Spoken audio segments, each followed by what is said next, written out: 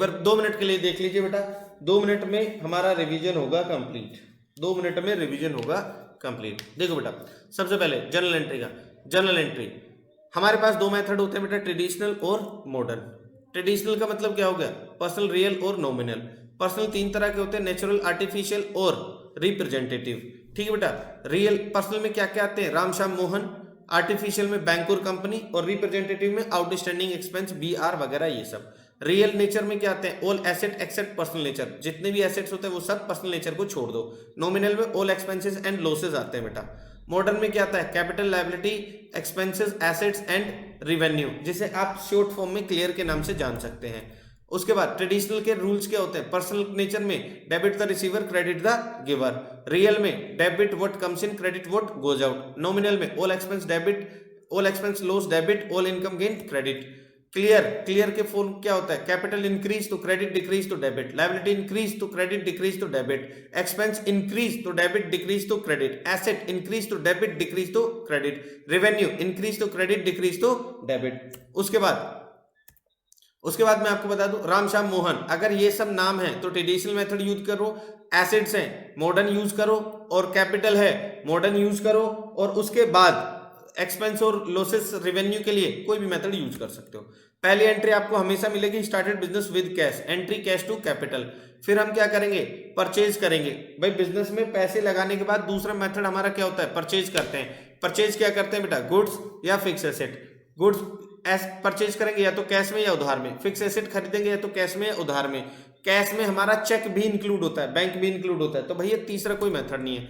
अगर परचेज करते हैं गुड्स, परचेज को तो डेबिट कर दो, गुड्स को परचेज, परचेज को डेबिट, कैश को क्रेडिट। अगर उधार में खरीदते हैं तो परचेज को डेबिट और नाम को क्रेडिट कर दो जिससे भी खरीदेंगे।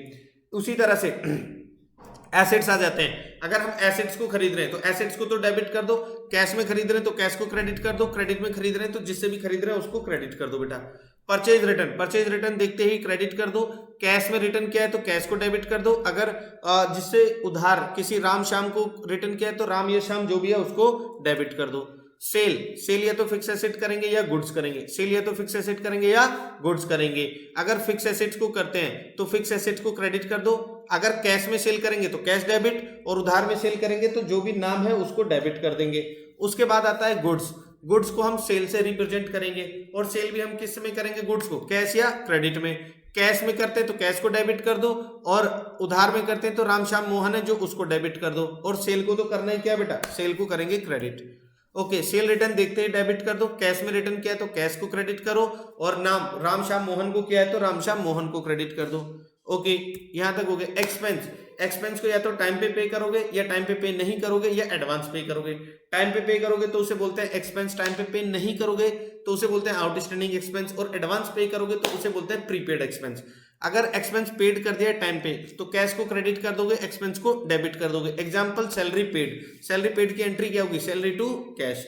अगर आपने टाइम पे नहीं किया, सॉरी, जैसे एग्जांपल यहां पे ले लेते हैं, सैलरी पेड टू राम।